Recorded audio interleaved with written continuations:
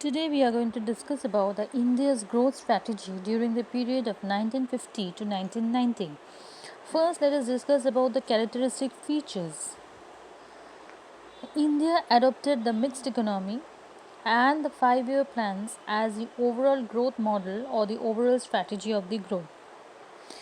Here, the public sector enterprises play a central role in the process of industrialization. Private sectors were to play only a secondary role in the process of industrialization, and that too under the permit license Raj. The permit license Raj was a system under which the private entrepreneurs were to obtain a license for the industrial establishment, and in most cases were to produce goods within the legally prescribed limits of production capacity. Next is the process of industrialization focused on import substitution, implying that the production of such goods was to be accorded a high priority which were imported from the rest of the world. This idea was only to achieve the self reliance as well as economize the use of the foreign exchange. Next is that as far as possible, domestic industries was to be protected from the foreign competition. Protection was to be offered through heavy duty on imports and fixation of import quotas. It was realized that the protection would foster the growth of the domestic industry. Next, we can see that the large scale industry was to be developed with a view of building an infrastructural base in the country, and small scale industry was to be developed with a view of achieving the objective of employment and equity. Now there are certain good and the bad effect. So let us discuss about the good effect first, and then we will discuss about the bad effect. Good effect means the strategy during the growth period of 1950 to 1990 yielded the following good effects. Let us see one by one. The economic growth got a big push with a blend of green revolution. Next, Indian economy was no longer confined merely to cotton, textile and jute. In fact, the industrial sector became well diversified by 1990, largely due to the public sector. There was a marked diversification in the industrial sector. Then Sunrise Industries, particularly in the electronics, marked its emergence in the domestic economy. Next, growth of the large-scale industries such as Rourkela and Bhilai steel plants projected an infrastructural shift in the Indian economy. The Indian economy showed its ability to absorb impact on large-scale industrialization. Growth of the small-scale industries made a substantial contribution in achieving the objectives of growth with the social justice. The development of small scale industries offered entrepreneurial opportunities for the small investors lacking funds for the large enterprises. Briefly, we can say that the growth process during the period of 1950 to 1990 showed a noticeable structural shift in the economy. Significance of the agricultural sector, we can say that started declining in the favor of the industrial sector. Goals of the 5-year plans, that is growth, modernization, equity and self-reliance, started showing its green shoots. Next, we have some bad effect which is under. In due course of time, the planners realized excessive dominance of the public sector, uh, covering of the production of certain consumer goods was realized as the key element of excessive dominance. It was indeed surprising that even bread and shoes were produced by the public sector enterprises. These undermine the significance of the private sector as an agent of growth. Public sector monopolies gradually turned out to be a dead social web. Inefficiency, corruption, leakage, and pilferage emerge as the principal characteristics.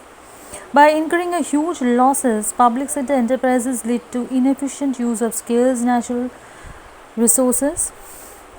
The need to obtain license for opening of a new firm or expanding the existing firm was misused by a big industrial houses. The big houses would get license implied to ward off the emergence of the competitors in the market. The whole system ultimately started flourishing as a system of permit license Raj dominated by the big players in the market.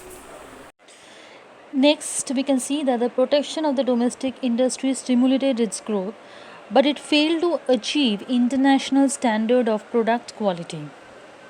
Lack of competition prompted the domestic entrepreneurs to focus upon monopoly control of the market.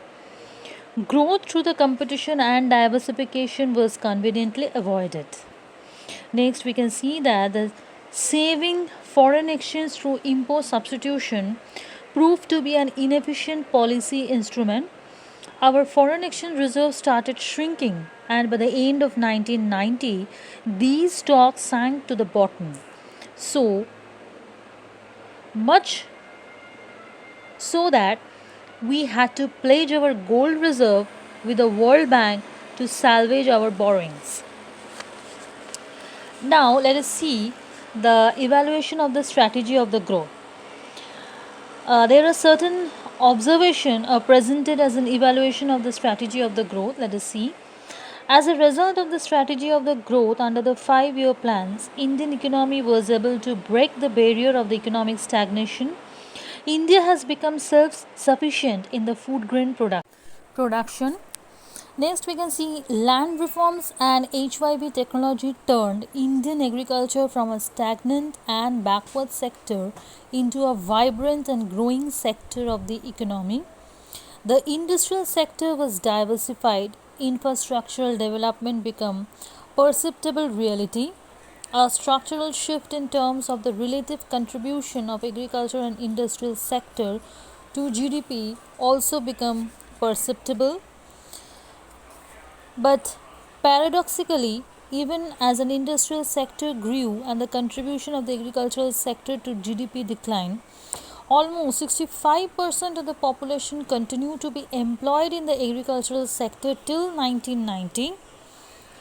Spurt in productivity owing to green revolution lead to a large backlog of surplus labor force in agriculture, but industrial growth was not enough to absorb the surplus. Consequently, the planners were confronted with the situation of massive rural unemployment in the economy. Beside growing unemployment among the educated youth in the urban areas. In addition, the excessive regulation and protection from the foreign competition lead to incompetitiveness and inefficiency of the domestic producers. The protected private sector seldom realize the need for modernization and diversification. With the passage of time, the bad effect of the strategy of industrialization started overshadowing the good effect, so much that the government was compelled to revisit the entire strategy of the economic growth. This has led to the emergence of the new economic policy. Today we will discuss with the industry, public and private sectors in Indian industrial development. Sustained GDP growth is possible only when its epicenter lies in the industrial sector. Industries provide employment opportunities that are stable in comparison to those in the agricultural sector.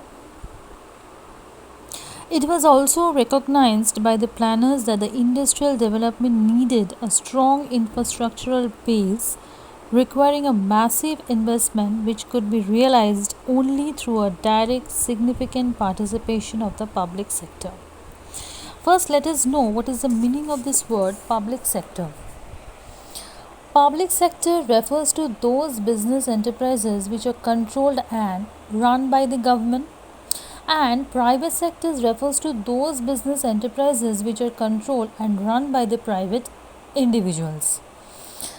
And the main motive of this private sector is to make profit maximization, and the main motive of the public sector is social welfare. Now, there are several factors which leads to this direct participation of this public sector in the industrial development. First is lack of capital, second is low inducement to invest, and third is growth with the social justice. So lack of capital here is that industrial development in India lead to a big push, implying a large amount of the capital expenditure. At the time of investment, Tata and Birla were the only established industrial houses in India. The requirement of the capital for the country's industrial growth was far beyond the capacity of these industrial houses. Accordingly, it became essential for the state or the government to achieve the industrial growth through public sector undertakings. Next, low inducement to invest. The private investors lacked inducement to invest. Limited size of the market was owing to low level of demand. Level of demand was low because the level of income is low. But there was a sort of vicious circle operating, like low income led to low demand, led to limited size of the market, led to low induced to invest, and again low induced to investment lead to low investment, which again will lead to low income. Next, growth with the social justice. The government after independence was amply clear that the Indian economy needed to be given a socialistic pattern. The government realized that these objectives could be achieved only through the direct participation of the state in the process of industrialization, because it requires investment that generates employment rather than investment that maximum profit. Concentration of the wealth was to discourage, and public investment was considered as a base mean to achieve it. Next, we can see that these industrial policy resolution of 1956, this was a declaration of leading role of the state. Industrial Policy Resolution 1956 was a clear declaration of the government on the leading role of the government in the process of industrialization. The following were the principal elements of the Industrial Policy of Resolution 1956. First is a threefold classification of the industries.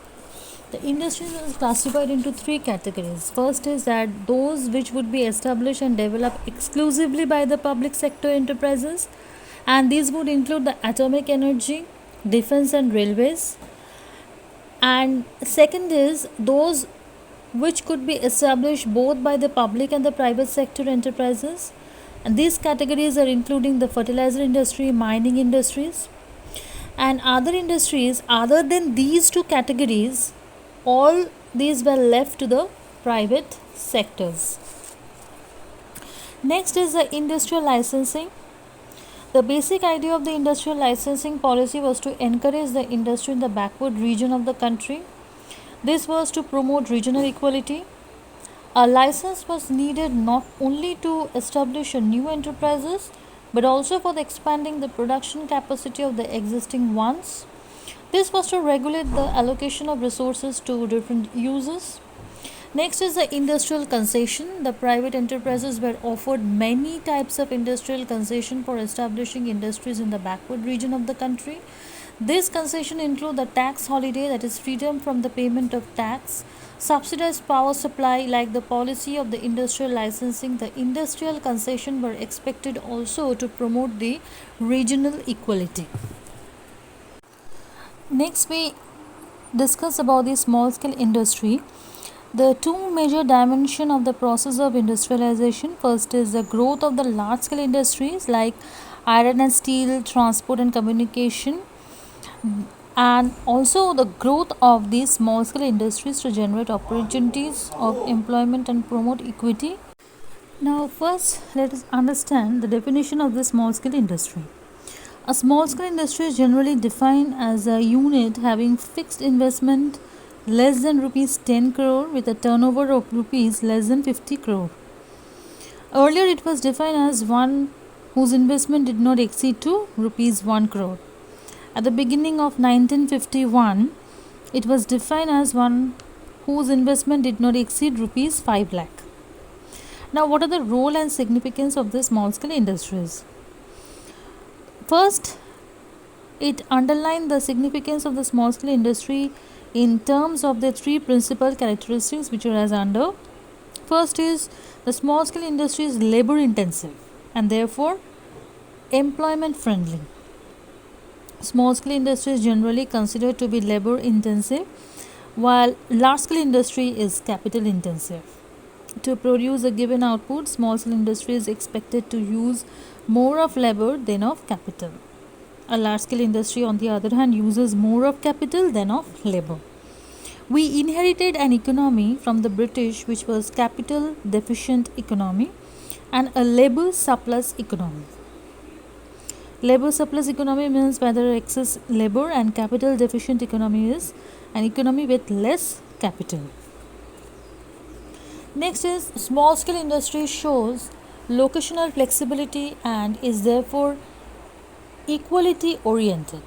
Large scale industries like Bhilai Steel or Raulkela steel plants is often established close to the source of raw material.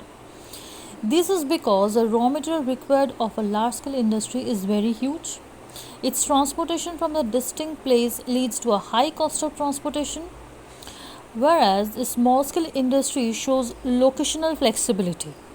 It is therefore equality oriented. Its contribution to balanced regional growth.